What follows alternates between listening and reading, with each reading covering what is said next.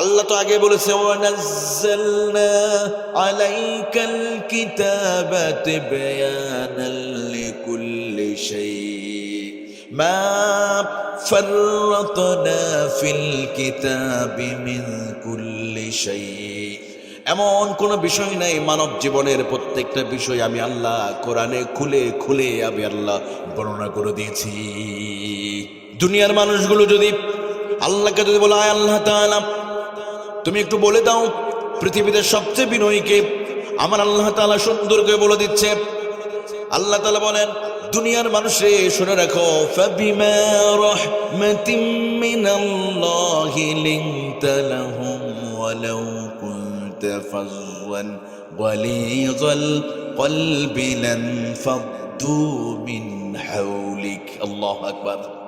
আল্লাহ তাআলা বলেন নবী আপনি যদি বিনয়ী যদি না হতেন, আপনাকে যদি আমি আল্লাহ কোমল হৃদয়ের অধিকারী যদি না বানাতাম, তাহলে কি হতো? আল্লাহ বলেন লানফাদ্দু মিন হাওলিক। আল্লাহু আকবার। আল্লাহ বলেন তাহলে মক্কার মুশরিক কাফেররা তারা মুখ ফিরিয়ে নিত, আবু বকর ওমর ইসলাম গ্রহণ করতো না। নবী আপনি যদি বিনয়ী যদি না হতেন, তার মানে বোঝা গেল এই পৃথিবীতে সবচাইতে বিনয়ী কে? আরো জোরে বলেন মুহাম্মাদুর। এবার আল্লাহ কোরআনে আর একটা বৈশিষ্ট্য বর্ণনা করছে, যারা জান্নাতি মানুষ হবে জান্নাতীদের অন্যতম একটা বৈশিষ্ট্য আল্লাহ তাআলা রহমানের বান্দার পরিচয় দিয়ে দিকে আল্লাহ বলেন যারা জান্নাতি হবে রহমতের বান্দা যারা হবে তাদের এক নম্বর বৈশিষ্ট্য হলো ওয়াইবাদুর রহমানিল্লাযীনা ইয়ামশুনা আলাল আরদি হাওনা।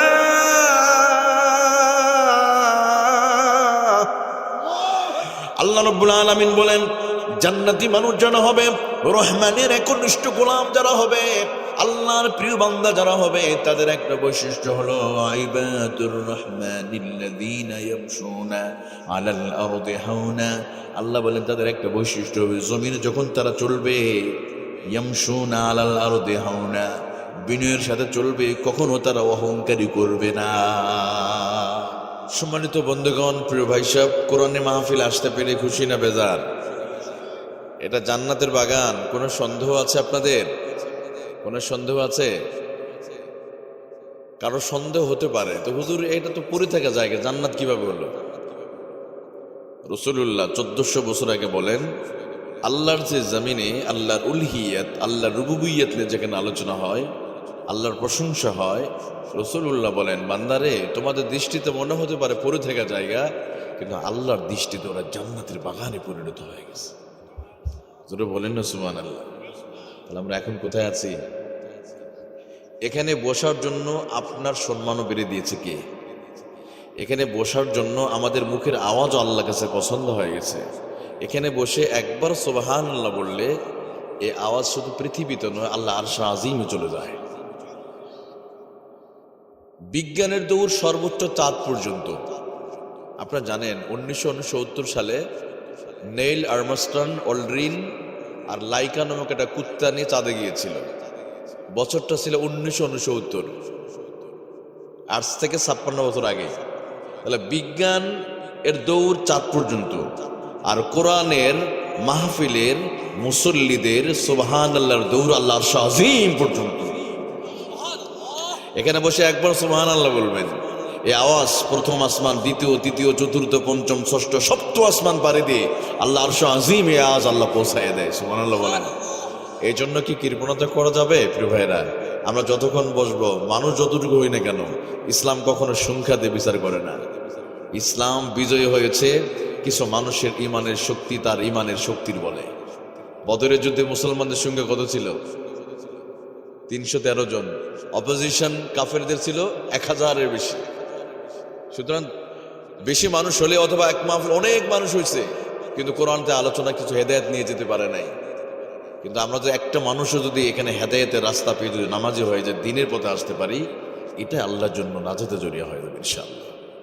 এই জন্য আমরা এখানে যতক্ষণ বসবো ততক্ষণ আমরা আলোচনার সম্মত ইনশাআল্লাহ। ভাই থাকবেন তো? আসুন, যে আল্লাহ তাআলা আমাদেরকে শৈতৃষ্ণ আবহাওয়া উপেক্ষা করে লেফ তোষক ইস্তাদুলতা জি বাংলা যাত্রী না বানিয়ে যে মহান মরিব আমাদের জান্নাতের বাগানের যাত্রী হিসেবে কবুলে মঞ্জুর করেছে, সে আল্লাহর শিখানো ভাষায় তার দেয়া জবানে আমরা শুকরিয়া আদায় করে বলি আলহামদুলিল্লাহ।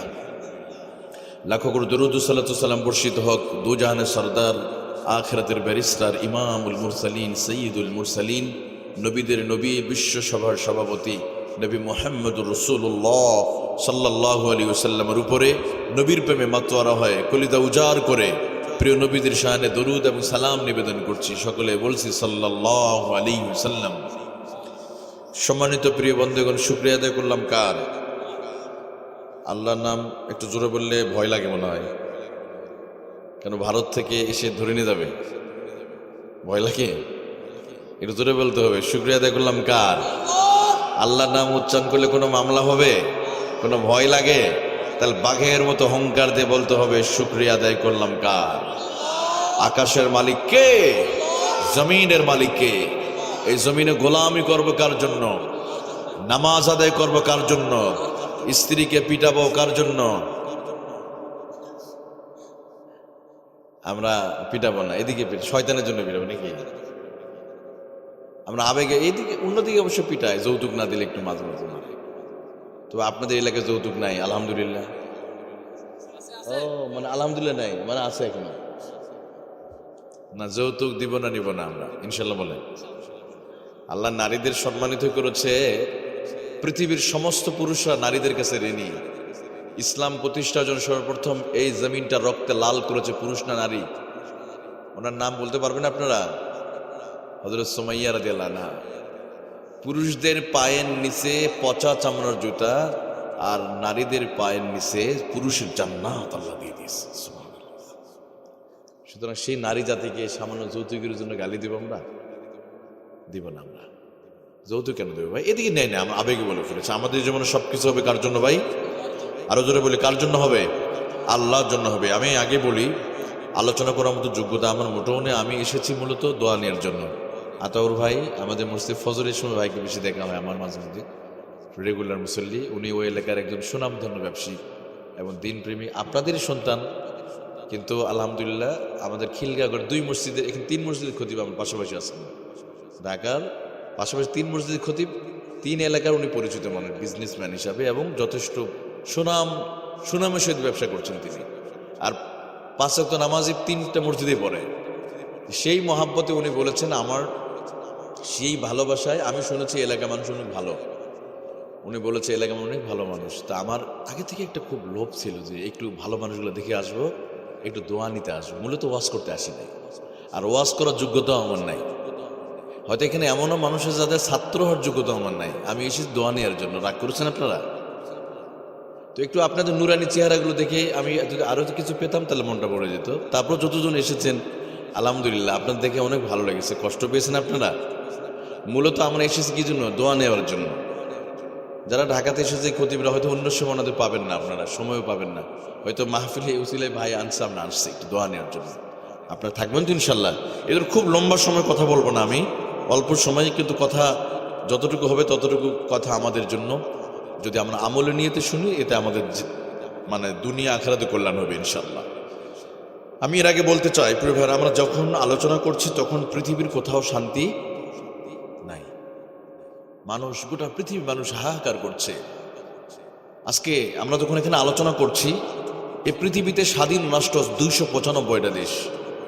এমন ডাকাতি আর পৃথিবীতে অন্যায় রাহাজানি চলছে যে একটা স্বাধীন দেশের রাষ্ট্রের প্রধানকে ডাকাতি করে কিডন্যাপ করে তুলে নিয়ে যায়। তখন কিভাবে পৃথিবীতে শান্তি বিরাজ করে? আপনারা শুনেছেন কিছুদিন আগে আমেরিকার প্রেসিডেন্ট ডোনাল্ড ট্রাম্প তার সেনাবাহিনী পাঠিয়ে দিয়ে ভেনিজুয়েলার প্রেসিডেন্টকে কিডন্যাপ করে ডাকাতি করে তুলে নিয়ে চলে গেছে তার দেশে। একটা স্বাধীন দেশে, ধরেন আমাদের দেশের ডক্টর ইউনূসকে তিনি তুলে নিয়ে গেল। এটা কোন পৃথিবীতে বসবাস করছি আমরা? আজকে কোন পৃথিবীতে স্বাধীনতার জন্য আজকে ফিলিস্তিনি মুসলমান রক্ত দিয়ে লড়ে যাচ্ছে, আর ফিলিস্তিনি মুসলিমরা স্বাধীনতার জন্য তারা বুকের তাজা রক্ত ঢেলে দিয়ে যখন প্রতিবাদ করে তখন তাদেরকে বলা হয় জঙ্গি। আর আমেরিকা তারা অস্ত্র দিয়ে স্বাধীন দেশের প্রেসিডেন্ট তার স্ত্রীকে রাতের বেলা বিছানা থেকে কিডন্যাপ করে নিয়ে আসে, মিডিয়া তাদেরকে কখনো জঙ্গি বলে না। কথা ঠিক কিনা? আমাদের দেশে কিছু হলুদ মিডিয়া আছে, কিছু জানোয়ার। এই হলুদ মিডিয়াগুলো আমি দেখলাম না ডোনাল্ড ট্রাম্পকে জঙ্গি বলেছে। বা আমেরিকাকে জঙ্গি বলে, এদের বলবে না, সবসময় জঙ্গি বলে টুপিওয়ালার দাড়িওয়ালাদেরকে। কথা বল ঠিক কিনা? আমরা দীর্ঘদিন জঙ্গি নিয়ে অনেক ভঙ্গি দেখেছি, কিন্তু এখন এদেশে মানুষ এগুলো আর বিশ্বাস করে না, করে। এই জন্য বলছি, পৃথিবী কিসের শান্তি ভাই? একটা দেশে, স্বাধীন দেশে প্রেসিডেন্টকে তুলে নিয়ে যায়, কিসের শান্তি তখন? আজকে গোটা পৃথিবীতে, বাংলাদেশ সহ এমন পৃথিবীতে কোথাও শান্তি নেই। হোসাইন মোহাম্মদ এরশাদ একসময় একটা কথা বলতেন, ঘরে বের হলে খুন, ঘরে থাকলে গুম। ঘরের বাইরে থাকলে খুন, ভিতরে থাকলে গুম। শান্তি আছে আমাদের ভিতরে? এমনকি আমি মনে করি আপনাদের এলাকা কুত্তা বিড়ালের ভিতরে যে শান্তিটা আছে, এটাও মানুষের ভিতর নাই। কোনদিন শুনেছেন কি আপনারা, একটা কুকুর আর একটা কুকুরকে হত্যা করেছে? মুরগি মুরগিকে হত্যা করে না, বিড়াল বিড়ালকে জবাই করে না, বাঘ বাঘকে হত্যা করে না। তার মানে বোঝা গেল প্রাণীদের ভিতরে শান্তি আছে। আকাশের দিকে যদি তাকান, চন্দ্র সূর্যের মাঝে কোনোদিন মারামারি নাই। এমন কোনোদিন শুনলাম না চন্দ্র সূর্যের রাস্তা বন্ধ করে দিয়ে হামলা করেছে, শুনেছেন? হয় নাই। অথবা অচয় জলরাশির নিচে, এই যে পাশে আপনাদের নদী, এই নদীর নাম কি? এটা হাতিবাঙ্গা নদী। এই নদীর আর একটা মিলন স্থল আছে। গোটা পৃথিবীতে যত নদী আছে, এই নদীদের একটা মিলন মেলা আছে, আর একটা নদীর সাথে মিলিয়ে যায়। কখনো শুনেছেন মেঘনা নদীর মাছ আর যমুনা নদীর মাছের মধ্যে কোনোদিন মারামারি হয়েছিল? তার মানে পানির নিচে, অথবা জলরাশির নিচে ওই প্রাণীদের মাঝেও শান্তি আছে। মাটির উপরে কুত্তা বিড়ালের ভিতরে শান্তি আছে, উপরে চন্দ্র সূর্যের মাঝে শান্তি আছে। শান্তি নেই কেবলমাত্র আশরাফুল মাখলুকাত মানুষের ভিতরে। আজকে মানুষ মানুষকে শুধু হত্যাই করে না, মানুষ মানুষকে কেটে টুকরো টুকরো করে বস্তাবন্দি করে নদীতে ফেলে দেয়। Royal Bengal tiger, tiger never kills a tiger. একটা বাঘ বাঘকে হত্যা করে না, সিংহ সিংহকে হত্যা করে না। একটু মতের ভিন্নতার কারণে, ভিন্ন আদর্শের কারণে, ভিন্ন মার্কার কারণে মানুষ মানুষকে মেরে, একটু ক্ষমতার জন্য, অর্থের জন্য, জমির জন্য, সম্পদের জন্য মানুষ মানুষকে মেরে কেটে টুকরো টুকরো করে বস্তাবন্দি করে ফেলে দেয়। এই জন্য আল্লাহ তাআলা বলে, বান্দারে শান্তি তো তোমাদের ভিতর নাই। ওই শান্তি যদি ফিতে হয়, যেতে হবে কোথায়? আল্লাহর কিতাবের দিকে। আল্লাহ তাআলা এর জন্য বলেন, কিতাবুন আনজালনাহু ইলাইকা লিতুখরিজান নাস মিনাজ যুলুমাতি ইলান নূর। আল্লাহ তাআলা বলেন, কোরআনুল কারীম আমি আল্লাহ পাঠিয়েছি, যদি কোরআন থেকে যদি তোমরা শিক্ষা নিতে পারো। কোরআনের মিশন আর ভীষণ হলো অন্ধকার থেকে মানুষ দিকে আলোর দিকে ফিরে নিয়ে আসা। এই পৃথিবীতে যত মানব রচিত যত আইন আছে, সবগুলো জুলুমাত বলা হয়েছে।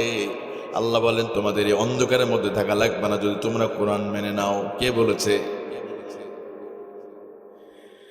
আল্লাহ তাআলা আর সুন্দর করে বলেন, ও বান্দারে শোনো, ফামান তাবিআ হুদায়া ফালা খাউফুন আলাইহিম ওয়ালা হুম ইয়াহজানুন।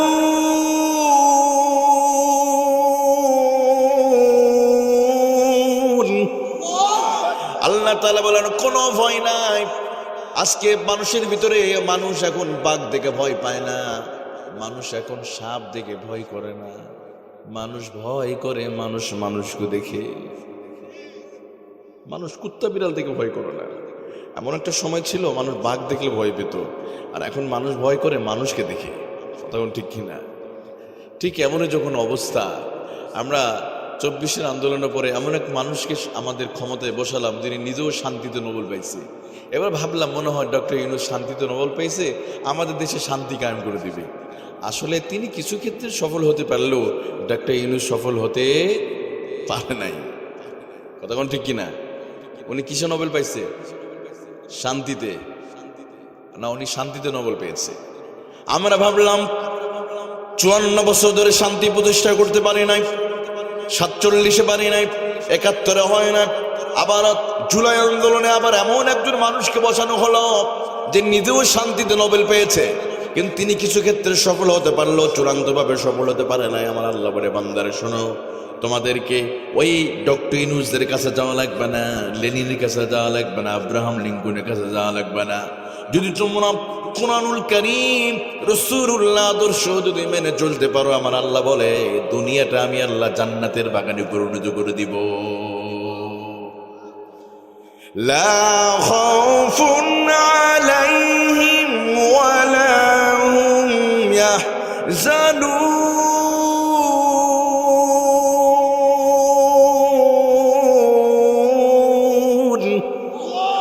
আল্লাহ তাআলা বলেন কোনো ভয় থাকবে না, মানুষের মধ্যে কোনো হানাহানি থাকবে না, সমাজটা জান্নাতের বাগানে পরিণত করে দিবে কে? আরো তোরে বলেন কে? এই দুনিয়ার সমাজটা আমার শান্তি কায়েম করতে চাই কি চাই না? আমাদের দেশে দুই জায়গায় শান্তি আছে, মসজিদের ভিতরে আর কবরস্থানে। মসজিদের ভিতরে কোনো মারামারি আছে? একই দলের ভিতরে সব দলের মানুষ নামাজ আদায় করে কোনো গুতাগুতি আছে? মসজিদে বের হলেই কবরস্থানে যান, সব মার্কার সব দলের বিভিন্ন মতের বিভিন্ন পথের মানুষ একসাথে ঘুমিয়ে আছে, কবরে কোনো মারামারি নাই।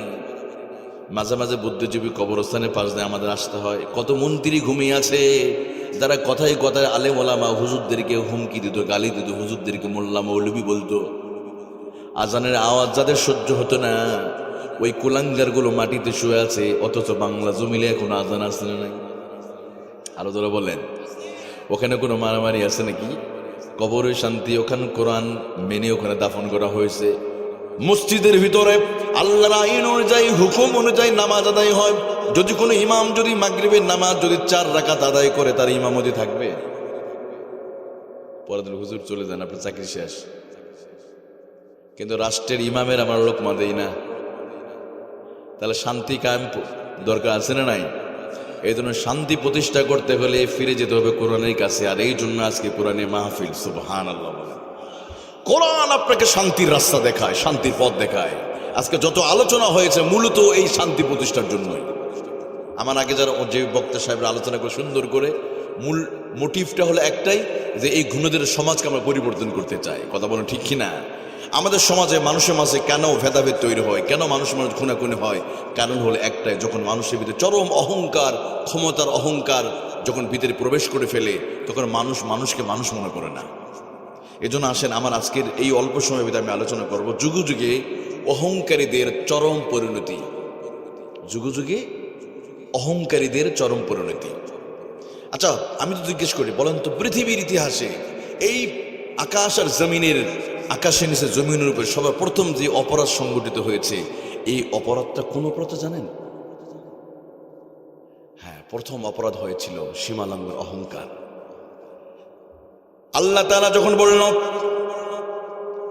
ফেরেশতাদেরকে বলা হলো তোমরা আদমকে সিজদা করো, ওয়া ইন কুলনা লিল মালাইকাতি ইসজুদু লিআদামা ফাসাজদু ইল্লা ইবলিস আবা ওয়াস্তাকবারা ওয়া কানা মিনাল কাফিরিন। আল্লাহু আকবার।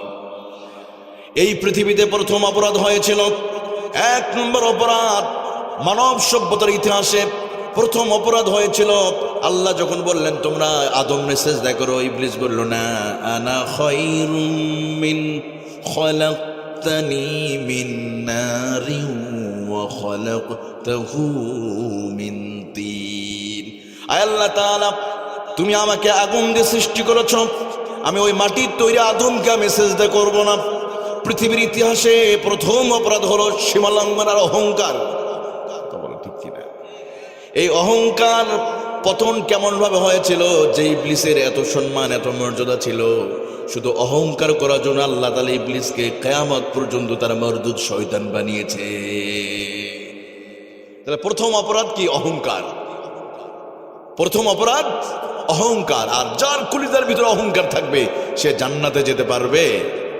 এবার আসেন পৃথিবীর ইতিহাসে যুগে যুগে যত অহংকারী করেছিল, যারা সীমালঙ্ঘন যারা করেছে, আল্লাহ তাআলা পৃথিবীতে তাদের নামগুলো মুছিয়ে দিয়েছে। এই পৃথিবীতে তাদের নামগুলো এখন অবশিষ্ট নাই। যারা অহংকার করেছে, আমরা যদি দেখি সাইয়েদনা নূহ আলাইহিস সালামের জামানায় আর তার জাতি উদ্ভণ্ড হয়ে গেল, অহংকারী সমাজ। আল্লাহ তাআলা নবী নূহকে পাঠালেন। নূহ আলাইহিস সালামকে তাদেরকে নূহ আলাইহিস সালাম এসে তাদেরকে এক আল্লাহর দাওয়াত দেওয়া শুরু করলো। দিনের দাওয়াত দেওয়া যখন শুরু করেছে, নূহ আলাইহিস সালাম তারা জুলুম আর নির্যাতন করা শুরু করলো। এমনকি নবী নূহ আলাইহিস সালাম যখন একদিন নয়, 2 দিন নয়, 950 বছর তিনি তাদেরকে কোরআনের দাওয়াত দিলেন এবং তাদেরকে হেদায়েতের পথে ডাকলেন, কিন্তু তারা হেদায়েত হয় নাই। আর অহংকার করে বলল, নূহ তুমি কার কথা আমাদের শোনাও? তিনি রাত দিন সমান করে কি করলেন? তাদেরকে ডাকলেন, কিন্তু তারা ডাকে সাড়া দেয় নাই। এক পর্যায়ে নবী নূহ আলাইহিস সালাম আল্লাহর কাছে দোয়া করলেন, وقال نوح رب لا تذر على الأرض من الكافرين ديارا। রব্বুল আলামিন, যাদেরকে দিনের পর দিন কোরআনের কথা শুনলাম, দাওয়াতের কথা বললাম, যেহেতু হেদায়েত পায় নাই, আল্লাহ কাফেরের 14 গোষ্ঠী তুমি শেষ করে দাও। আল্লাহ বলেন, দোয়া কবুল হয়ে গেল। ও নূহ, তুমি এবার তুমি নৌকা বানাও। ওয়াসনাউল ফুলকা ওয়া কুল্লামা মাররা আলাইহি মালাউম মিন কওমি সাখিরু মিন। নবী নূহ আলাইহিস সালাম যখন তার জাতির কওমের মানুষদেরকে, জনপদের মানুষদেরকে যখন সতর্ক করে দিলেন, যদি তোমরা এক আল্লাহর গোলামি যদি না করো, ওয়ালা ইয়াগুস ওয়া ইয়াউক ওয়া নাসর ওয়া ক্বাদ আদাল্লু কাসীরা ولا تزد الظالمين إلا ضلالا। ঘোষণাটা কার? নবী নূহ বললেন, লা ইয়াগুস ওয়া ইয়াউক ওয়া নাসরা, এই ইয়াগুস মাগুসের তোমরা গোলামি না করে এক আল্লাহর তোমরা গোলামি করো। তখন তারা নূহ আলাইহিস সালাম দিয়ে পাথর মারা শুরু করলো। বললো, ও নূহ, যে আল্লাহর ভয় দেখাও, যদি পারো তুমি তোমার আল্লাহর আযাব এনে তুমি আমাদের দেখাও। কিসের ভয় দেখাও নূহ? তুমি কি পারবে তোমার রবের একটু আযাব এনে দেখাও? এবার আল্লাহ তাআলা বললেন, ঠিক আছে। আল্লাহ তাআলা নবী নূহ আলাইহিস সালামের দোয়া কবুল আর মঞ্জুর করলেন। নূহ, তুমি একটা কাজ করো, নৌকা বানাও। ওয়াসনাউল ফুলকা ওয়া কুল্লামা মাররা আলাইহি মালাউম মিন কওমিহি। নূহ, তুমি একটা নৌকা বানাও, জোড়ায় জোড়া নৌকাতে উঠাও। সুবহানাল্লাহ বলেন। নবী নূহ আলাইহিস সালাম নৌকা বানায়, অন্যদিকে ওই কাফেররা এসে উপহাস করে, ও নূহ, তুমি কিসের জন্য নৌকা বানাও? তুমি মনে হয় ও আযাবের ভয় দেখাও, নৌকা দেখলে মনে হয় আমরা ভয় পেয়ে যাব। নূরে, তোমার এই নৌকা দেখে কোনো লাভ নাই। তারা নৌকা দেখে উপহাস করা শুরু করলো। এমনকি নৌকাতে গিয়ে তারা প্রসাব পায়খানা করা দেওয়া শুরু করলো। এমনকি এবার আল্লাহ তাআলা এমনভাবে পাকড়াও করেছে, শ্রাবণের খরস্রোতা আর উত্তাল তরঙ্গমালার মতো আল্লাহ তাআলা এমনভাবে বৃষ্টির পানির ব্যবস্থা করে দিল, ওই কাফেরদেরকে আমার আল্লাহ পানিতে চুবায়ে চুবায়ে জনমের মতো আল্লাহ বিদায় করে দিয়েছে। সুবহানাল্লাহ বলেন। ওই অহংকারী জাতি আছে, ঠিক আমাদের দেশেও যখন মাঝে মাঝে কিছু মানুষ দেখবেন অহংকারী করত, এই হুজুররা আলেমরা অনেক সময় সতর্ক করে দিতে, খবরদার অহংকারী করো না, ক্ষমতার বড়াই করো না, ক্ষমতা চিরদিন থাকবে না। তখন হুজুরদেরকে তারা বিভিন্ন মামলা দিয়া জেলের মধ্যে তারা বন্দি করে রেখে দিত। কথা ঠিক কিনা? যখন মাঝে মাঝে বলতো আমরা করোনার চাইতে শক্তিশালী, আমরা অমুক 40 বছর 42 বছর ক্ষমতায় থাকবো, আমাদের কেউ নামাতে পারবে না, বলতো না? তখন আলেমরা বলতো কি, যাই করেন, হুজুরদের হয়তো টাকা পয়সা নাই, গরিব মানুষ, কিন্তু হুজুরদের চোখের পানি কন্ট্রোল করার ক্ষমতা পৃথিবীর মানুষের আছে নাই। আলেমরা যখন সতর্ক করলো, খবরদার মূর্তি পূজা বাদ দাও, তোমার বাপ দাদার মূর্তি রাস্তার মোড়ে মোড়ে তৈরি না করে ওই টাকাগুলো গরিবদের মাঝে তোমরা ব্যয় করো। যখন আল্লামা মামুনুল হক, আল্লামা সাইদিরও যখন বললো, খবরদার তোমার মূর্তি বানায়ও না, মানুষদেরকে আলেমদেরকে ধর্ষণের মামলা দিয়ে জেলখানার মধ্যে ঢুকেও না, কিন্তু এমন একটা দিন সময় আসবে যেদিন তোমরা তোমাদের দাদা বাবুতে গিয়া পালানো তোমার জায়গা পাবে না। ওরা হুজুরদের সতর্ক শুনলো না, আলেমদের কি করলো, ধরে ধরে জেলখানায় দিল। মামুনুল হক রে বললো, তোমার বুড়িগঙ্গা পানিতে তোমার গোসল করানো হবে। মামুনুল হক আছে না নাই? এখন নাই মনে হয়। আল্লামা সাইদি আজ থেকে 20 বছর সতর্ক করে দিয়েছিল, আগেই, অনেক আগেই, খবরদারে আলেম টুপিওয়ালা দাড়িওয়ালা হুজুরদেরকে গালি দিও না। হুজুরদের হয়তো টাকা নাই, কিন্তু তোমার ওই ক্ষমতার মসনদে গাছের ডালে ডালে হদম পেশার বামপন্থীরা ক্ষমতায় বসে গেছে। একটা ফুলের বাগানে একটা হদম পেশায় যথেষ্ট হয়ে যাবে, কিন্তু ডালে ডালে হদম পেশা বসে আছে, তুমি টের পাও না। এমন একটা দিন আসবে তোমার অহংকার তোমার ক্ষমতার মসনদ ধ্বংস করে দিবে। বাস্তব আছে না? আমরা যখন সতর্ক করতে গেছি আমাদের বলেছে হুজুররা জঙ্গি ভঙ্গি করেন না, জঙ্গি ভঙ্গি করে লাভ নাই। এজন্য হুজুরদেরকে দিনের পর দিন আলেমদের কষ্ট দেওয়া হয়েছে। দেখেন একই সময়ে আমাদের আরেকজন প্রধানমন্ত্রী মারা গেলেন, বেগম খালেদা জিয়া, কয়েকদিন আগে। দেশনেত্রী বেগম খালেদা, 3 বারের প্রাইম মিনিস্টার। দেখেন ওনার জন্য মানুষ দোয়া করলো, কিন্তু আরেকটা মানুষ অভিশাপ নিয়ে পালালো। কথা বল ঠিক কিনা? দেশনেত্রী বেগম খালেদা জিয়া, আমি একটা জিনিস লক্ষ্য করেছি, তিনি কখনো আলেমদেরকে ছোট করে কথা বলতেন না, কোনো হুজুরদের বিরুদ্ধে কথা বলতেন না, কোনো মাদ্রাসার বিরুদ্ধে কথা বলতেন না, টুপিওয়ালা দাড়িওয়ালাদেরকে নিয়ে উপহাস করতেন না, তিনি খুব কথা বলতেন। আহারে আল্লামা আজিজুল হককে আজ থেকে 20 বছর আগে যখন জেলে ঢুকানো হয়েছিল, এই খালেদা জিয়া তিনি প্রতিবাদ করেছিলেন। সাইদিদেরকে যখন ফাঁসির রায় দেওয়া হলো, বেগম খালেদা জিয়া তিনি তার জায়গাতে প্রতিবাদ করেছিলেন বলেই এদেশের আলেমরা চোখের পানি ছেড়ে দেয়া বেগম জিয়ার জন্য দোয়া করেছে। কথা কোন ঠিক কিনা? ওনার মৃত্যুর পরে ওনার খাটিয়াটা ধরেছে 2জন আলেম। সুবহানাল্লাহ বলেন না? একদিকে শাইখুল হাদিসের সন্তান শাইখুল হাদিস ইবনে শাইখুল মামুন নাস্তানাবুদ করে দিয়েছিল। আজ জাতি এতটা শক্তিশালী ছিল, আমরা দেখেন ওরা বিল্ডিং তৈরি করতো বিশাল শক্তিশালী। আমরা একটা বিল্ডিং বানাতে গেলে, একটা ধরুন 10 তলা বাড়ি বানাতে গেলে ছাদ দিতে হয় কয়বার? 10 বার। প্রথমে পিলার, এরপর দ্বিতীয় প্রথম ছাদ, আবার পিলার উঠানো হয়, আবার ছাদ, আবার পিলার উঠানো হয়, আবার ছাদ, একে একে প্রতিবার ছাদ দিয়ে দিয়ে একটা বিল্ডিং বানাতে হয়। কিন্তু আজ জাতি এতটা শক্তিশালী ছিল,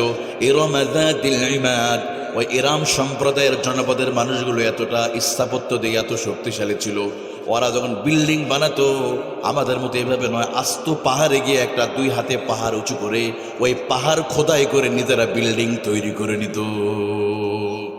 তাহলে কত শক্তিশালী হলে আপনি 2 হাতে একটা পাহাড় উঁচু করতে পারেন? ছোট মানুষ নাকি তারা? ওদের বিল্ডিং দেওয়ার প্রয়োজন হলে পাহাড়ে গিয়ে আস্ত পাহাড়টা উঁচু করে নিয়ে চলে আসতো, এবং সেই পাহাড়ে খোদাই করে স্থাপত্য চমৎকার ভাবে মানে সৌন্দর্য তৈরি করে তার কি বাড়ি করতো। এই জন্য আল্লাহ পরে আয়াতে বলেছে তাদের মতো পৃথিবীতে দ্বিতীয় আর কেউ এত সুন্দর করে বিল্ডিং বানাতে পারবে? কে বলছে এটা? লাম ইখলাকু মিসলুহা ফিল বিলাদ। আল্লাহ বলে এই জনপদে আদ জাতির মতো পৃথিবীতে আর কোনো মানুষ এভাবে বিল্ডিং তৈরি করতে পারবে? তাহলে এই অহংকারী জাতিকে আল্লাহ তাআলা হেদায়েতের জন্য একজন নবী পাঠালেন। ওই নবীর নাম কি? হুদ আলাইহিস সালাম। কি নাম? হুদ আলাইহিস সালাম। নবী হুদ এসে বলে, ও আদ জাতির মানুষরা শোনো, অহংকারী বাদ দিয়া তোমরা এক আল্লাহর গোলামি করো, তোমরা সেজদা করো না। ওই কাফেরের পায়ে, ওই মূর্তির পায়ে সেজদা না করে তোমরা আল্লাহর গোলামি করবে। যখন তিনি এক আল্লাহর কথা দিনের প্রচার করা শুরু করলো, হুদ আলাইহিস সালামের উপর তারা জুলুম আর নির্যাতন করা শুরু করে দিল। এমনকি নবী হুদ আলাইহিস সালামকে বলল, হুদ যদি পারো তুমি আযাব এনে তুমি আমাদের দেখাও। আর আদ জাতি বলে, হুদ তুমি কি জানো, তুমি কোন আল্লাহর ভয় দেখাও? আমরা তো সেই আদ জাতি। ও ক্বালু মান আশাদ্দু মিন্না কুওয়া আওয়ালাম ইয়ারু আন্নাল্লাহাল্লাযী খালাকাহুম হুয়া আশাদ্দু মিনহুম কুওয়া। আল্লাহু আকবার। আদ জাতি বলে, অহু তুমি কোন আল্লাহর ভয় দেখাও, তুমি কি জানো না আমরা সেই আদ জাতি, আমরা বিশাল পাহাড় কেটে কেটে বাড়ি নির্মাণ করি, অনেক আমাদের শক্তিশালী মানুষ, তোমার আল্লাহর আযাব যদি আসে আমাদের কিছুই করতে পারবে না। এভাবে যখন তারা অহংকার করা শুরু করলো, আল্লাহ তাআলা এবার কি করলেন দেখেন কেমন ভাবে আল্লাহ আযাব পাঠিয়ে দিল। আহারে আল্লাহ কোরআনে আয়াতে বলেন, ওয়া আম্মা আদুন ফাউহলিকু বিরিহিন সারসারিন আতিয়া সাখখারাহা আলাইহিম সাবআ লায়ালিন ওয়া সামানিয়াতা আইয়াম। আল্লাহু আকবার। আল্লাহ রাব্বুল আলামিন এমন আযাব আল্লাহ পাঠিয়ে দিল, ঝঞ্ঝা বায়ু, এমন ঘূর্ণিঝড়, এমন একটা শব্দ, বিকট একটা শব্দ আল্লাহ পাঠিয়ে দিল। ওই শক্তিশালী আদ জাতিকে আমার আল্লাহ তাআলা সাবা লায়ালি ওয়া সামানিয়াত আইয়াম 7 রাত অথবা 8 রাত ধরে আমার আল্লাহ তাআলা 7 রাত 8 দিন ধরে এই শূন্যের উপরে ভাসমান রেখে 9 দিনের মাথায় জমিনে আসার দিয়ে আল্লাহ তাদেরকে দুনিয়াতে বিদায় করে দিয়েছে। সুবহানাল্লাহ বলেন। সাখখারাহা আলাইহিম 7 লায়ালি ওয়া সামানিয়াত আইয়াম।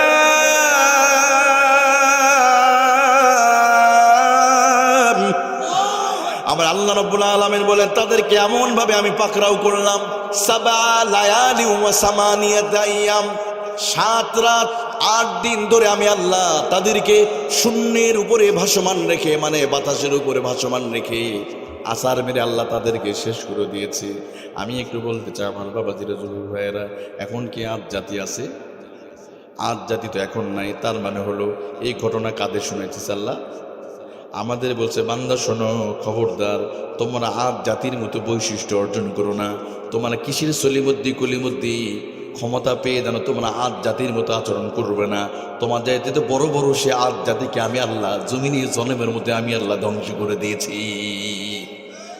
এখন তো আদ জাতি নাই। সূরা ফজর পড়তে যান, আল্লাহ প্রশ্ন করলো, আলাম তারা কাইফা ফাআলা রাব্বুকা বিআদ, আমি কি আদ জাতিকে কি আচরণ করছি তোমরা কি দেখো না? মানে আমাদেরকে বলছে। মাঝে মাঝে আমরা অহংকার করি কিনা দেখবেন, ক্ষমতা থাকলে ক্ষমতা আর জেদের কারণে আমরা অনেক অহংকার করি। আবার ধরেন কিছু মানুষ নতুন করে ক্ষমতা পাইছে, এলাকায় একটু মাতবাড়ি পাইছে, একসময় পরনে জুতা ছিল না, এখন তার ক্ষমতার পাওয়ার এলাকায় থাকা যায় না, আছে না নাই? এই সমস্ত মানুষদেরকে আল্লাহ বলছে, সাবধান হও, সাবধান। তুমি কিসে সলিমদ্দি কলিমদ্দি, 2টা দিন যদি টয়লেট শুরু হয়ে যায়, ডায়রিয়া হলে 3 দিনের মাথায় কোমর সোজা করতে পারো না, একটা মশার সামনে তুমি দাঁড়াতে পারো না, মশার ভয়ে মশারির মধ্যে প্যাকেট হয়ে ঘুমায় যাও। কিসের ক্ষমতা? আচ্ছা, এখানে এমন কেউ আছে, হুজুর আমি তো অনেক বড় নেতা, আমাকে মশা কামড়ায় না, আমার মশাই টাঙ্গা লাগে না, এরকম আছে নাকি কেউ? আরে ভাই, মশার সাথেই তো পারেন না আপনি, মশার ভয়ে মশার মধ্যে প্যাকেট হয়ে ঘুমান, আছে না নাই? আবার বলে আমি কিসের মশা চিনবে? এই জন্য আল্লাহ তাআলা তাদেরকে সতর্ক করে, খবরদার, সাবধান হও। আমি আল্লাহ আদ জাতিরে ছাড়ি নাই। যে আদ জাতি এত শক্তিশালী আস্ত পাহাড় উঁচু করত, ওই আদ জাতিকে আমি আল্লাহ ধ্বংস করেছি। অতএব এই পৃথিবীতে সমাজে চলতে গিয়া এলাকার মানুষের সাথে কারোর সাথে তোমরা অহংকারী করবে না। তোমার সম্পদের অহংকার, মানুষ 3টা জিনিস নিয়ে অহংকার করে। কয়টা জিনিস? ক্ষমতা, চেহারা আর সম্পদ। কয়টা? দেখবেন কোনো মানুষের যদি একটু টাকা পয়সা হয়ে যায়, তার অহংকারের ঠেলায় এলাকায় বসবাস অনেক টাকাওয়ালা হয়ে গেছে, আঙ্গুল ফুলে কলা গাছ। মানুষ 2 ভাবে বেশি ধনী হয়, সুদ আর ঘুষের কারণে বেশি হয়। আপনাদের এলাকায় সুদ নাই না? এদিকে সুদ নাই? ওদের এদিকে সুদ আছে? নাউজুবিল্লাহ, আসতে কোন যারা খায় তারা শুনতে পাবে। আবার শুনুন নাকি অ্যাক্টিভ, সুদ হালাল না হারাম? আমি পরিষ্কার বলে যাই, যে সুদ খাবে নামাজ কবুল হবে? কোশ্চিন গেল হবে না। এই তো দেখেন, আপনার মাঝে বলে, হুজুর একটু দোয়া করেন, মিলাদ দোয়া করে আমরা দোয়া করি, দোয়া কবুল না হলেও হুজুরদের দোষ, কি করবেন? তো দোয়া কবুল কেন হয়নি এদিকে জানেন আপনারা? দোয়া কবুল হবে কেমনে? এক হাতে রব্বানা যালামনা আনফুসানা ওয়া ইল্লাম তাগফির লানা, আর এক হাতে সুদের দেনা পাওনা। কথা কয় না, কথা কয় না। এক হাতে রব্বানা যালামনা আনফুসানা ওয়া ইল্লাম তাগফির লানা, হুজুর দোয়া করুন বেশি বেশি করে। অন্যদিকে যৌতুকের মোটরসাইকেল, আবার গিয়ার জোরে দেয় রাস্তায় বের হলে, আসলে নাই করে দেয় না, গিয়ার বাড়াবে কবরে গেলে। তবে এই এলাকার যুবকরা নিবে না ইনশাল্লাহ বলেন। আবার অনেকেই যৌতুকের হুন্ডা নিয়ে রাস্তায় চালাতে গিয়া টাকের চাকার তলে পরে ওখানে চিটপটাং, আসলে নাই। ও যুবক ভাইয়েরা, খবরদার, যৌতুক নিয়ে দুনিয়াতে কেউ ধনী হতে পারে নাই। বউকে পুঁজি করে শ্বশুর বাড়ি থেকে জিনিস নিয়ে আপনি ধনী হবেন, এটা মাথাতে ঝেড়ে ফেলেন। যৌতুকের টাকায় টুপি কিনলে ওই টুপিতেও নামাজ হবে, এজন্য যৌতুক নিব না, যৌতুকের সম্পর্ক নাই। আপনাদের কষ্ট হচ্ছে নাকি? কষ্ট হচ্ছে? তা আমি বলছিলাম, মানুষ 3টা কারণে বেশি অহংকার করে, ক্ষমতা, সম্পদ আর চেহারা। চেহারা থাকলে মানুষ অহংকার করে। অনেক ছেলে মেয়েরা আছে সুন্দর চেহারা, দেখবেন অনেক মেয়েরা আছে, আরে সুন্দর চেহারা, মুখের মধ্যে লিপস্টিক লাগায়, চেহারাটা আরো সুন্দর আকর্ষণীয় করে তোলার জন্য বিয়ে বাড়িতে গিয়েছে, লিপস্টিকটা অজু করলে উঠে যাবে এই জন্য অজুও করে না, নামাজও পড়ে না।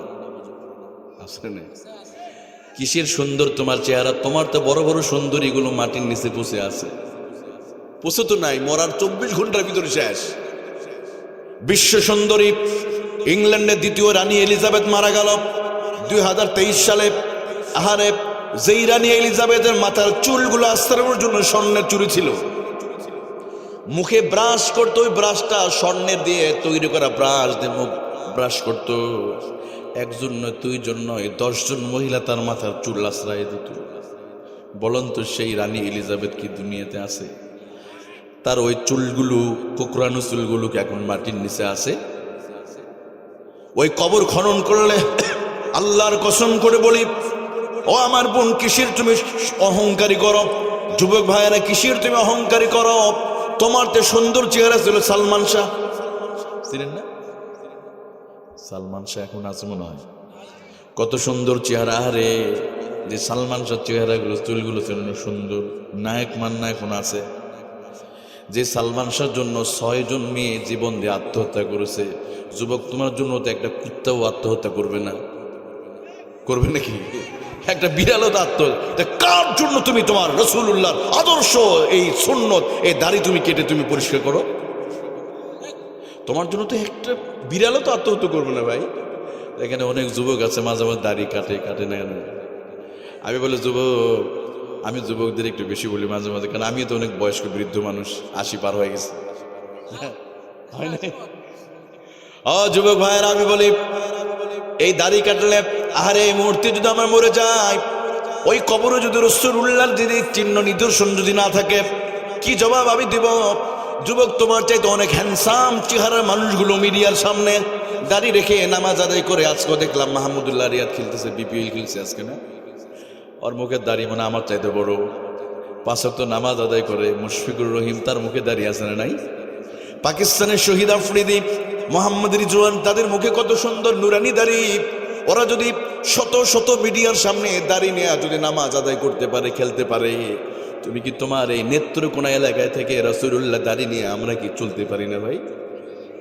ও যুবক, তোমার চাইতে কত যুবক মাটির নিচে দাফন হয়ে গেছে। এই জন্য আমি অনুরোধ করতে চাই, যুবক যারা আছেন, আজ থেকে আমরা তওবা করব, আর কোনোদিন রাসূলুল্লাহর এই সুন্নতকে আমরা জবাই দেব না। কথা বলে ঠিক কিনা? আমার বলতে চাই, যুবক ভাইয়ের একটি কষ্ট করা যাবে, দেখি আপনাদের ভিতরে কি আছে। হুজুর, আমি আর কোনোদিন দাড়ি কাটবো না, কারণ আমার তো মরে যাওয়া লাগবে। কয়েকদিন আগে একজন বক্তা স্টেজেই ওয়াজ করতে করতে এই জায়গাতেই তিনি মারা গেলেন, এইরকম আমার মতো ওয়াজ করতে করতে। ভিডিওটা দেখেছেন কেউ? হ্যাঁ, উনি হলো গাইবান্ধার একজন বক্তা, এর ওয়াজ করতে করতে মরে গেল।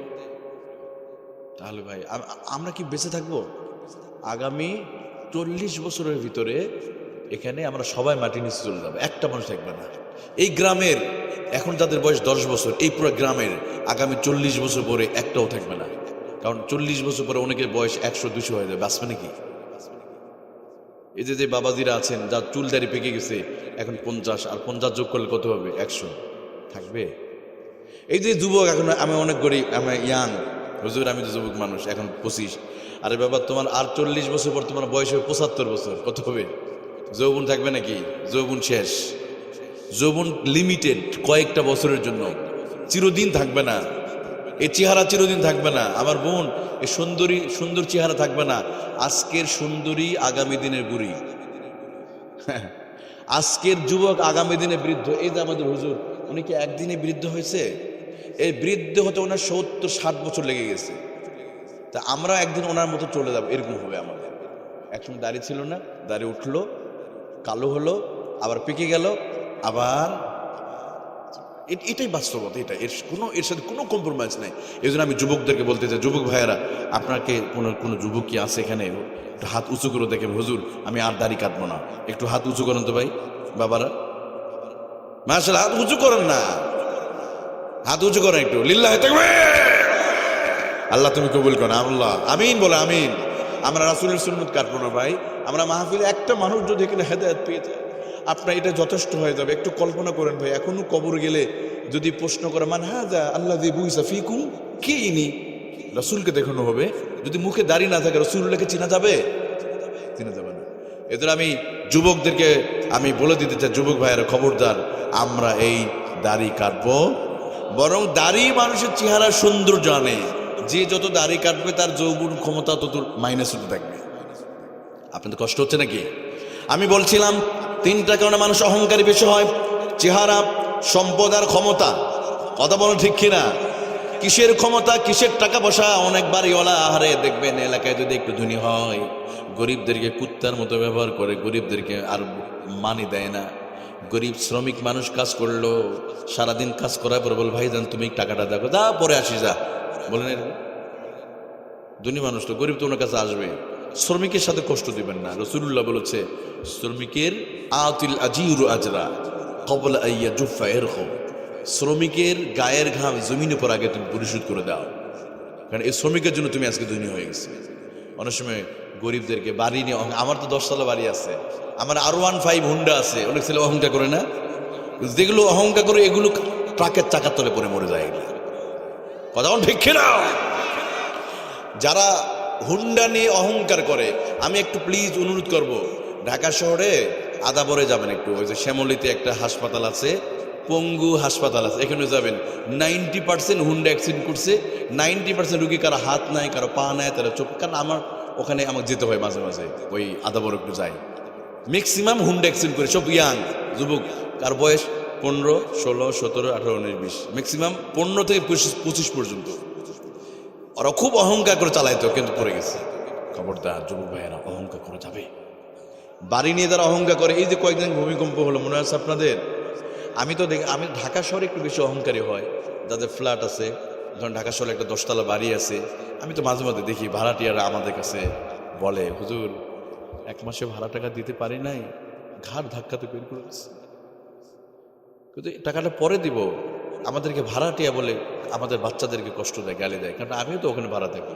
কিন্তু আমি নিজেও দেখেছি, একটু ঘরে জানালে একটু স্পট পড়ে, এই যেখানে ময়লা পড়ে কেন, মানে বাড়িওয়ালা ভাবই আলাদা। কিসের বাড়িওয়ালা? এই ভূমিকম্পর দিন আমি দেখেছিলাম, আহারে কত বাড়িওয়ালা ভাড়াটিয়ার আগে ঘর থেকে লাফ দিয়ে পালিয়েছে। কথা কোন ঠিক কিনা? ভূমিকম্প যখন কাঁপাকাঁপি শুরু হয়ে যায়, ওই বাড়িওয়ালা আর ঘরে থাকতে চায় না, পালাতে যায়। আমাদের এলাকায় ঘর থেকে পালাতে গিয়ে স্ট্রোক করে হাসপাতাল পড়ে আছে 10তলা বাড়ির মালিক। এই জন্য খবরদার, বাড়ি নিয়ে, গাড়ি নিয়ে, ব্যবসা নিয়ে, টাকা নিয়ে কখনো অহংকার করা যাবে। কারণ সকালবেলার ধনী নে তুই ফকির সন্ধ্যা। আজকে আপনি ধনী আছেন, যে কোনো সময় আল্লাহ আপনার ফকির বানায় দিতে পারে। নবাব সিরাজউদ্দৌলার বংশের মানুষ এখনো, আমি শুনলাম এখন তার বংশের মানুষগুলো রিকশা চালায়, অথচ তাদের হাজার হাজার বিঘা জমি ছিল, তাদের বংশের মানুষ এখন রিকশা চালায় দিনাতিপাত করে। কলকাতায় কিছু আছে, ঢাকা, পুরান ঢাকাতে কিছু ওদের বংশের মানুষ আছে, অথচ তাদের কোটি কোটি সম্পদ এখনো মানুষের দখলের মধ্যে আছে। এই জন্য অহংকার করা। আর যদি ভিতরে অহংকার চলে আসে, 2টা জায়গা ভিজিট করবেন। কয়টা জায়গা? 2 জায়গায় যাবেন। যদি মাঝে মধ্যে খুব অহংকার লাগতেছে, একটু 2 জায়গায় যাবেন। একটা হলো কবরস্থানে, আর একটা হাসপাতালে। কবরে গিয়ে দেখবেন কত মানুষ ঘুমিয়ে আছে, কত বাড়িওয়ালা, কত গাড়িওয়ালা, কোনো কথা বলে। ওখানে কম্পেয়ার করবেন, আল্লাহ তুমি তো আমাকে ভালো লেগেছে। যদি খুবই খারাপ লাগে, আল্লাহ তুমি কেন আমার গরিব বানালে। মাঝে মাঝে এরকম অনেকে হা হুতাশ করে, কেউ থাকে 10তলায়, কেউ থাকে গাছতলায়, সারা জীবন শুধু রিকশা চালান, ভাগ্য পরিবর্তন হলো না। যদি এরকম কষ্ট হয়, তাহলে একটু মাঝে মাঝে হাসপাতালে গিয়ে দেখবেন কত রুগী শুধু জীবন মৃত্যু সন্ধিক্ষণে একটু শুধু জীবনটা সুস্থ হয়ে একটু চলতে চায়। আর আল্লাহ তো আপনাকে এখনো সুস্থ রেখেছেন। যে চোখ দিয়ে আফসোস করছেন, অনেক মানুষের চোখই তো নাই ভাই। কথা ঠিক। যে চোখ দিয়ে দেখলেন ওর 10তলা, আমার তো 1তলাও নাই, আল্লাহ বলে তাকাও অন্য মানুষের দিকে। অনেক মানুষ পৃথিবীতে আছে যাদের 2টা চোখ নাই। তাহলে আপনার চোখ আছে, তাহলে আপনি এই দিক দিয়ে অনেক ধনী। কথা ঠিক কিনা? আবার অনেকে ক্ষমতার অহংকার করে, ক্ষমতার দাপট করে। যখন ক্ষমতা বেশি পেয়ে যায়, মানুষ যখন ক্ষমতা বেশি পায়, তখন স্বৈরাচার হয়ে যায়। স্বৈরাচার হয়ে গেলে মানুষ মনে করে, মানুষকে কুত্তা মনে করে, কুকুরের মতো ব্যবহার করে, কথা বললেই মুখ চেপে ধরতে চায়। কথা ঠিক কিনা? অহংকারে ঠেলায় বলে পরে 100 বছর থাকবো, পারলে তুমি আমার নামাও, পালাবো না। কথা ঠিক কিনা? আমরা পালাবো না, খেলা হবে, বলতো না? এগুলো কি অহংকারী কথা, কিন্তু এগুলো বলা পরে মানুষের ওই পরিস্থিতি হয়েছে কিনা, এগুলো কেন বলবো? অহংকারী করবো না। অহংকার করা যাবে? করা যাবে না। আর অহংকারী করলে কি হবে? আজ জাতিক আল্লাহ দেখেছে। আবার নতুন করে যদি কেউ অহংকারী করে, ধরেন ওনাদের তো শিক্ষা নিল না, আমাদের আগের পূর্বের বুজুর্গরা যারা চলে গেছে, যারা পালিয়ে গেল, তাদের থেকে যদি কেউ শিক্ষা না নেয়, আবার তাদের মতো যদি আবার আচরণ করে, অহংকার আচরণ করে, আল্লাহ বলে ওদের থেকে যদি শিক্ষা না নাও, আল্লাহ বলে তোমাদের পরিণতি একই অবস্থা হবে। কথা ঠিক কিনা? কারণ আল্লাহ তাআলা কোনো জালেমদের এই পৃথিবীতে শান্তিতে থাকতে দেয় না। জালেমরা পৃথিবীতেও শান্তি থাকতে পারবে না, মাটির নিচেও থাকতে পারবে। আমার প্রিয় ভাই এবার আসে, আপনাদের কষ্ট হচ্ছে নাকি? আমি যেহেতু বলছিলাম যুগে যুগে অহংকারীদের ভয়ঙ্কর পরিণাম। এবার আসেন পৃথিবীতে সবচেয়ে বিনয়ীকে, রাসূলুল্লাহ। মানে অহংকারের বিপরীত একটু বলতে হবে না আপনাদেরকে? অহংকারের বিপরীত কি? বিনয়ী, কোমল হৃদয়ের অধিকারী। আচ্ছা, জান্নাতি মানুষ যারা হবে, এদের একটা বৈশিষ্ট্য হবে, তারা অহংকার মুক্ত থাকবে। সমাজে যে মানুষটা অহংকার, সে যত বড় নামাজি হোক, অনেকে আছে নামাজ পড়ে অহংকারী করে, সকালবেলা দেখবেন গল্প করে, ভাই শীতের ভিতরে কষ্ট হয়েছে, আজকে তাহাজ্জুদ পড়লাম, মোটামুটি পড়ছে, বলে না? আমি মোটামুটি ছোটবেলাতে নামাজ পড়ি, নামাজ মিস হয় না আমার। আরে ভাই, নামাজ দিয়ে ইবাদত দিয়ে জান্নাতে যাওয়া পারবে না যদি আল্লাহ রহম না করে। অনেকে দেখবেন নামাজের অহংকার করে, আমি তো অনেক নামাজ পড়ি ভাই। মাঝে মাঝে বলে, ধরেন ওই কি বলে, জীবনে আমি এটা করি নাই। খবরদার, আপনি নামাজ রোজা ইবাদত নিয়ে কখনো অহংকার করা যাবে? এগুলো রিয়া হবে। রিয়া করলে নামাজ কবুল হবে? আর এটা নির্বাচন আসলে একটু বেশি হয়। দেখবেন একই নামাজ কয়েক মসজিদে পড়বে, আসসালামু আলাইকুম আসসালাম, কথা ঠিক কিনা? নির্বাচন আসলে টুপি বিক্রি বেশি বেড়ে যায়, তাই না? নির্বাচন আসলে মসজিদে মসজিদে আল্লাহর ওলিরা চলে যায়, ওলিরা গিয়ে দোয়া নেয়, মাথায় টুপি। আবার হুজুরদের বলে হুজুররা ধর্মের ব্যবসা করে, তাই না? ওনারা করলে দোষ নাই, শুধু আমাদের দোষ। আমার নবী যদি রাষ্ট্র চালাতে পারে, ওই নবীর উম্মতরা মনে হয় পারবে না। যে ইসলামে বাথরুমে যাওয়ার নীতিমালা আছে, ওই ইসলামে মনে হয় রাষ্ট্র চালার নীতিমালা নাই। বলেন তো, বাথরুমে গেলে কোন পা দিয়ে প্রবেশ করতে হয়? বাম পা দিয়ে। বের হওয়ার সময় একটা টয়লেটে যাওয়ার নীতিমালা ইসলাম বলে দিল। আর কোরআনে মনে হয় রাষ্ট্র চালার নীতিমালা আব্রাহাম লিঙ্কন, ডক্টর ইউনূসদের কাছে নিতে হবে। আল্লাহ তো আগে বলেছে, ওয়ানাজ্জালনা আলাইকাল কিতাবা তিবয়ানাল লিকুল্লি শাই মা ফাররাতনা ফিল কিতাবি মিন কুল্লি শাই। এমন কোন বিষয় নাই মানব জীবনের, প্রত্যেকটা বিষয় আমি আল্লাহ কোরআনে খুলে খুলে আমি আল্লাহ বর্ণনা করে দিয়েছি। সুবহানাল্লাহ বলেন না? আমার প্রিয় ভাইরা, আপনাদের কষ্ট হচ্ছে নাকি? আলোচনা চলবে মাশাআল্লাহ। এই শীতের ভিতরে আপনাদের শোনার ইচ্ছা আছে, আল্লাহ কবুল করুন, আমিন। তাহলে একটু অহংকারের বিপরীতে একটু দুইটা আলোচনা করি। আচ্ছা, আমরা আল্লাহকে বলি, আল্লাহ তুমি একটু বলে দাও তো পৃথিবীতে সবচাইতে বিনয়ী কে? আমরা আল্লাহকে প্রশ্ন করি, এটা জবাব আল্লাহ ওনাকে কোরআনে বলে দিয়েছে। সুবহানাল্লাহ বলেন। দুনিয়ার মানুষগুলো যদি আল্লাহকে যদি বলে, আয় আল্লাহ তাআলা তুমি একটু বলে দাও পৃথিবীতে সবচেয়ে বিনয়ী কে, আমার আল্লাহ তাআলা সুন্দর করে বলে দিচ্ছে। আল্লাহ তাআলা বলেন, দুনিয়ার মানুষে শুনে রাখো, ফাবিমা রাহমাতিম মিনাল্লাহি লিনতা লাহুম ওয়ালাউ কুনতা ফাযযান গালিযাল কলবি লানফাদ্দু মিন হাওলিক। আল্লাহু আকবার। আল্লাহ তাআলা বলেন, নবী আপনি যদি বিনয়ী যদি না হতেন, আপনাকে যদি আমি আল্লাহ কোমল হৃদয়ের অধিকারী যদি না বানাতাম, তাহলে কি হতো? আল্লাহ বলেন, লানফাদ্দু মিন হাওলিক। আল্লাহু আকবার। আল্লাহ বলেন, তাহলে মক্কার মুশরিক কাফেররা তারা মুখ ফিরিয়ে নিত, আবু বকর ওমর ইসলাম গ্রহণ করতো না। নবী আপনি যদি বিনয়ী যদি না হতেন, তার মানে বোঝা গেল এই পৃথিবীতে সবচাইতে বিনয়ী কে? আরো জোরে বলেন, মুহাম্মাদুর।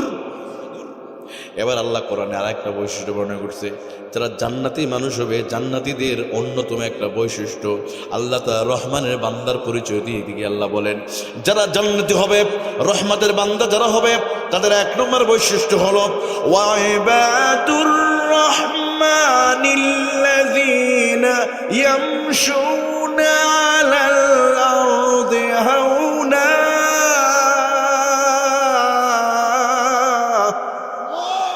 আল্লাহ রাব্বুল আলামিন বলেন, জান্নাতি মানুষ যারা হবে, রহমানের একনিষ্ঠ গোলাম যারা হবে, আল্লাহর প্রিয় বান্দা যারা হবে, তাদের একটা বৈশিষ্ট্য হলো ইবাদুর রহমানিল্লাযীনা ইয়ামশুনা আলাল আরদি হাওনা।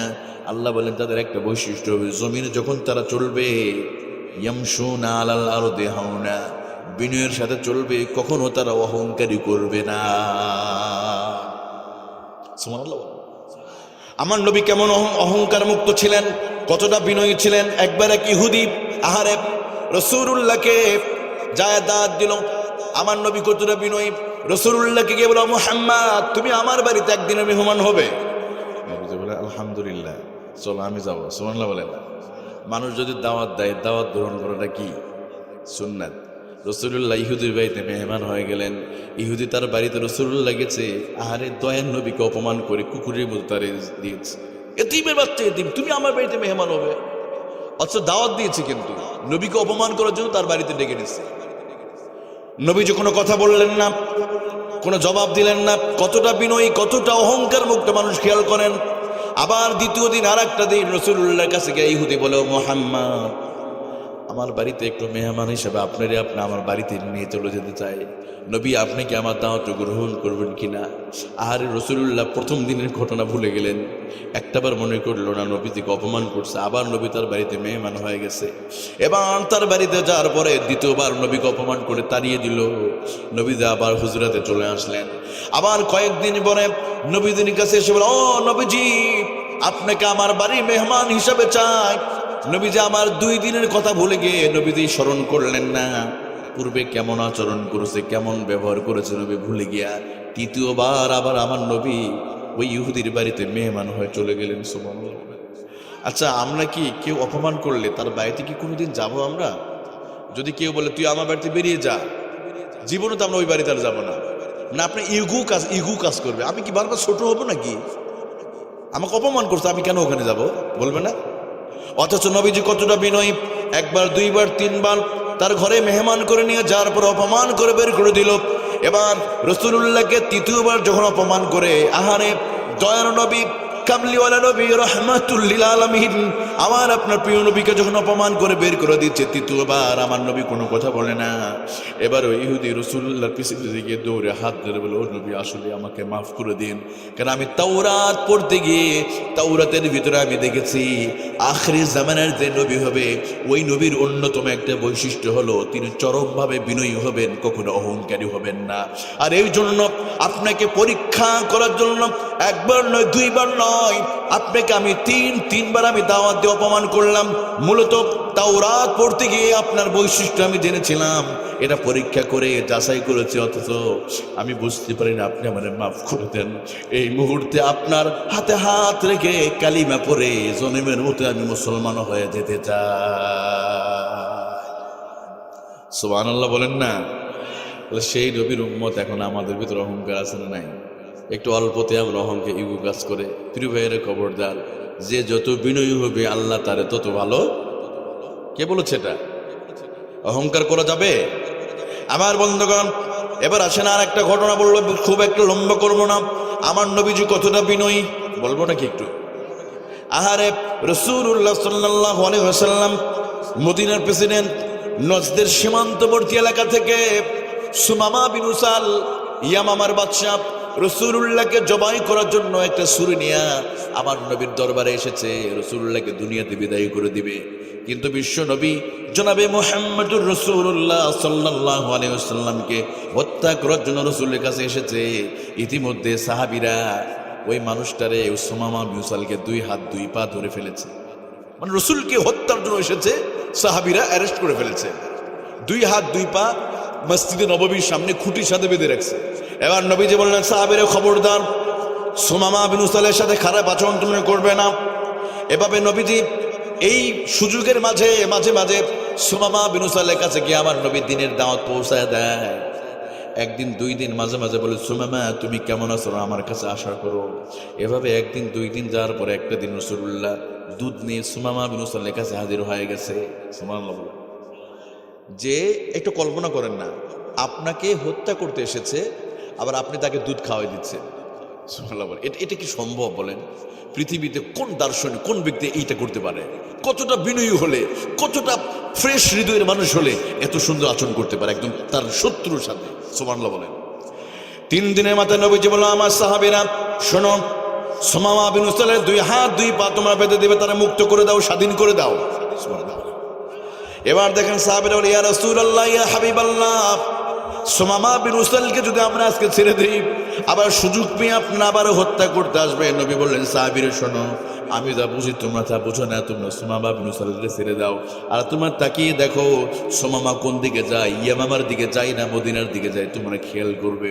সুমামা বিন উসালের 2 হাত 2 পায়ের রশি ছেড়ে দেওয়া হলো, যে রাসূলকে হত্যা করার জন্য এসেছিল। এবার সুমামা বিন উসাল ওই ইয়ামামার দিকে না গিয়া মসজিদে নববীর দিকে এসে ওযু করে গোসল করে পুত পবিত্র হয়ে রাসূলুল্লাহর সামনে গিয়ে বলে, নবী আমি ভুল করেছি, আমি আপনারা চিনতে পারি না, আপনাকে হত্যা করার জন্য এসেছিলাম, অথচ আপনি 3 দিন ধরে মেহমানদারি করলেন, আপনি আমার শরীরে একটা টাচ করলেন না। আপনি চাইলে আপনার সাহাবীরা আমার মেরে কেটে টুকরো টুকরো করে দিতে পারত, কিন্তু প্রতিশোধ নিলেন না। তার মানে বুঝেছি আপনার মতো পৃথিবীতে মানুষ, আকাশের নিচে জমিনের উপরে একটা মানুষ নাই। অতএব আমি আর দেরি করতে চাই না, নবী এই মুহূর্তে আপনি কালিমা পড়ে আমার মুসলমান বানায় দেন। মা আরসালনাকা ইল্লা রাহমাতাল লিল আলামিন।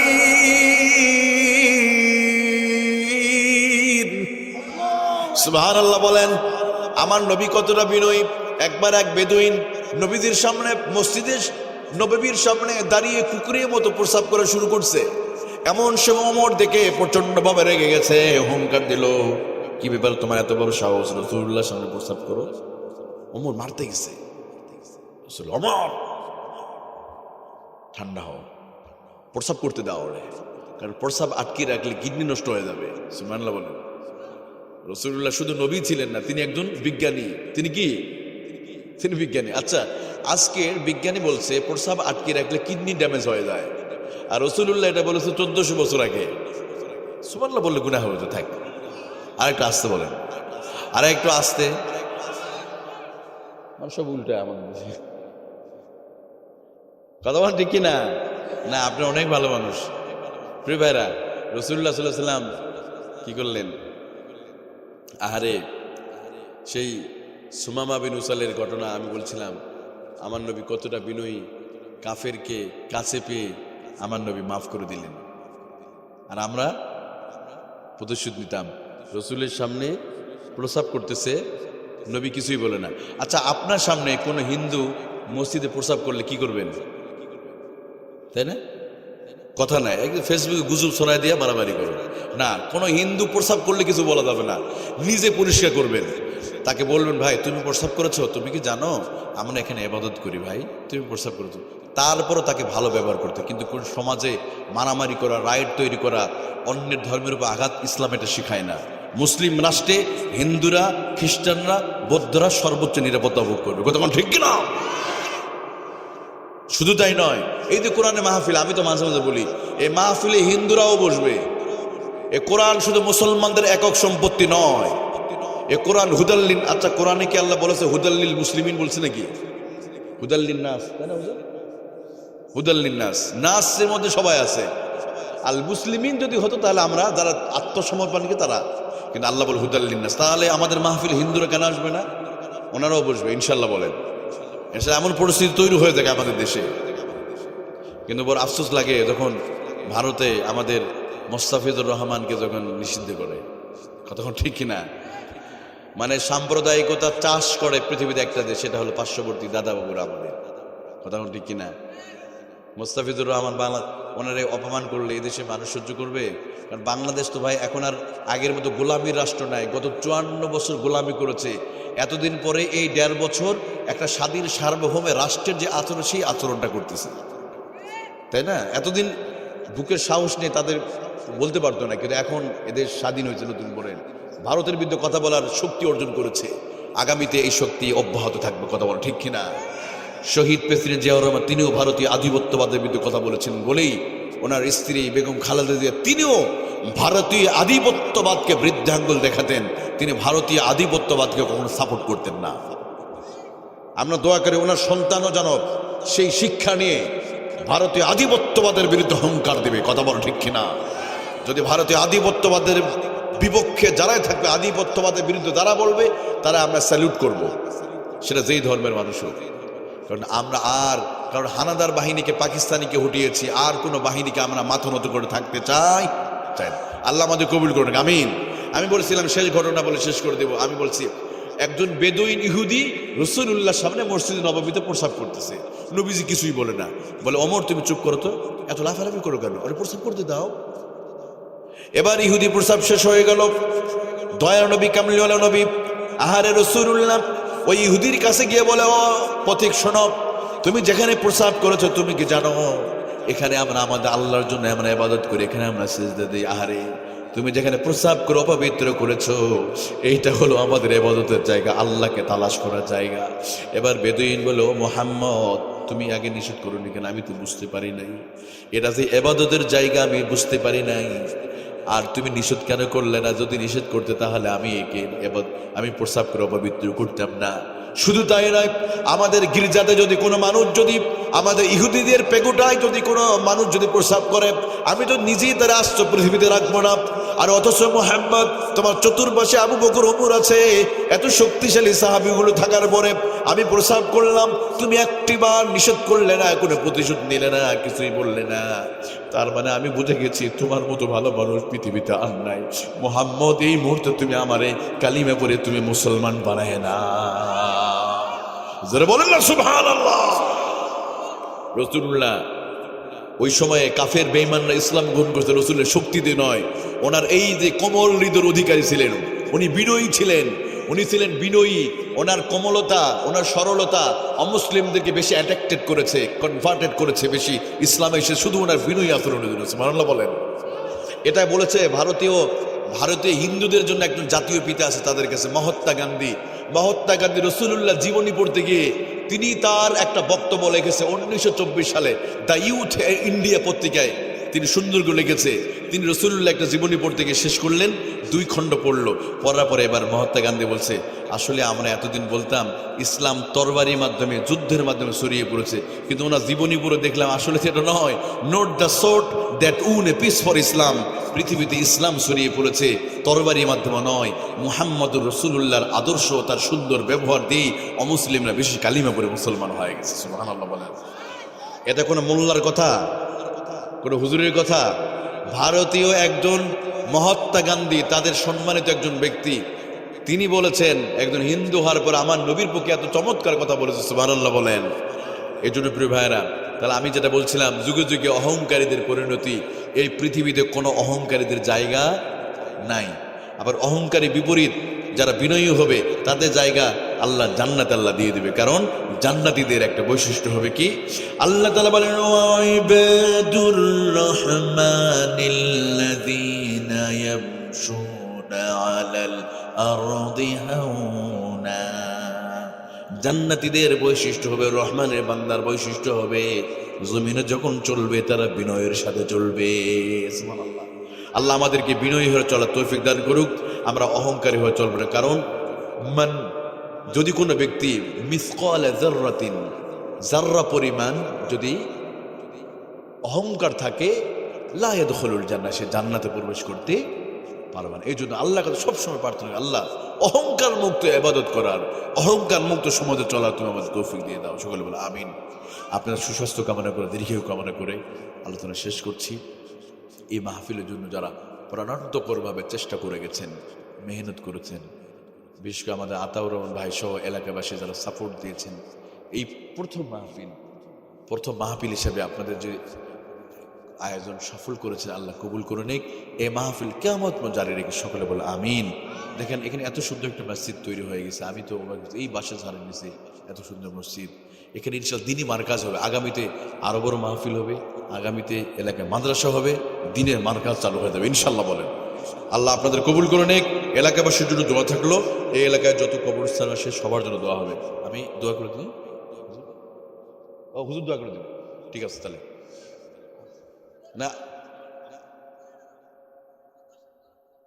আলহামদুলিল্লাহ, রাত অনেক, আপনার ফজরের নামাজ পড়বো ইনশাল্লাহ, বলেন না কি পড়বো আমরা? এই যে যুবকদের, আমি অবাক হয়ে গেলাম, যুবকদের ইচ্ছা দেখছেন, আলহামদুলিল্লাহ বলেন না। যুবকরা যদি ইসলামের দিকে ধাবিত হবে, ওই সমাজকে কেউ পরাজিত করতে পারবে? যুবকদেরকে আমাদের ইসলামের দিকে ফিরে আনতে হবে, দিনের দিকে আনতে হবে, সমাজ পরিবর্তন হয়ে যাবে ইনশাল্লাহ। আমার খুব ভালো হয়েছে, এই এলাকার যুব সমাজের জন্য দোয়া থাকলো। আমি যুবকদের জন্য সবসময় দোয়া করি, আমার মসজিদেও সবসময় যুবকরা বেশি নামাজ পড়ে, আর আমার যারা মাহফিল করে ম্যাক্সিমাম যুবকরা, সারা বাংলা সবই যুবকরা। এই আগামীকালকে আমি যাবো, আল্লাহ যদি সুস্থ রাখে, সে উত্তরবঙ্গে মাহফিল জয়পুরহাটে, সে মাহফিল সেই আগেখান থেকে যাওয়া লাগবে। আমি কালকে এসেছি বগুড়া থেকে, আবার আজকে ওই এলাকায় যাওয়া লাগবে, অনেক লম্বা জার্নি। তো আমি আপনাদেরকে দোয়া চাবো, কারণ অনেক দূরে যাওয়া লাগবে, এই জন্য আমি আর লম্বা আলোচনা করছি না। আমি আপনাদের দোয়া চাই। আর সর্বশেষ আমি বলছিলাম একটা কথা, এই সুন্দর চেহারা একদিন শেষ হবে। সুন্দর কোনো নায়ক নায়িকা পৃথিবীতে কেউ বেশি নাই। সালমান শাহ কবরে, ওই শাবানা, আচ্ছা জানেন শাবানা এখন কিন্তু নামাজ পড়ে, এখন সে তওবা করছে, বলে আল্লাহ কেন সিনেমা করলাম, এখন কিন্তু সে ইবাদত করে। এই জন্য এই যে এক জীবনে আপনি অপরাধ করবেন, একসময় অনুশোচনা করতে হবে। এই চেহারা সুরত থাকবে, থাকবে না। আপনাদের সুন্দর চেহারা এটা পচে যাবে। এই জন্য এই চেহারা যদি পচে না যাক, চেহারা দুনিয়া আখিরাতে হাসরে সুন্দর রাখার জন্য আল্লাহ একটা মেডিসিন দিছে। এই মেডিসিনটা হলো অজুর পানি নামক মেডিসিন। এটা দিনে 5 বার ব্যবহার করলে এই চেহারাটা সুন্দর রেখে দেবে কে? সুবহানাল্লাহ এখনো বলে না। পৃথিবীতে সবচেয়ে দামি ক্রিম হলো অজুর পানি। ফেয়ার অ্যান্ড লাভলি কিনতে গেলে 800 টাকা লেগে যায়, কিন্তু অজুর পানিতে টাকা লাগবে। তো এই অজুর পানি দিনে কয়বার ব্যবহার করব? 5 বার। আমার মা বোনদেরকে বলি, মা বোনেরা আপনাদের আলোচনা শুনছেন, আপনারা যদি দিনে 5 বার অজুর পানি লাগান, আপনাদের আর ক্রিম লাগবে না। কারণ হুজুরদের বউরা বিউটি পার্লারে যায় না, যায়, কারণ হুজুরদের বউরা অজুর পানি লাগায়, তাহাজ্জুদের পানি লাগায়। এদের চেহারা নূর আছে না নাই? দেখেন হুজুরের বয়স অনেক হয়, চেহারার মধ্যে একটা নূর আছে না? উনি কিন্তু জীবনে ক্রিম ইউজ করে না, কিন্তু চেহারা নূর দিছে কে? কারণ যে মানুষটা 5 ওয়াক্ত নামাজ আদায় করবে, তাহাজ্জুদের নামাজ পড়বে, আল্লাহ ওই চেহারার মধ্যে একটা নূর দিয়ে দিবে। সুবহানাল্লাহ বলেন।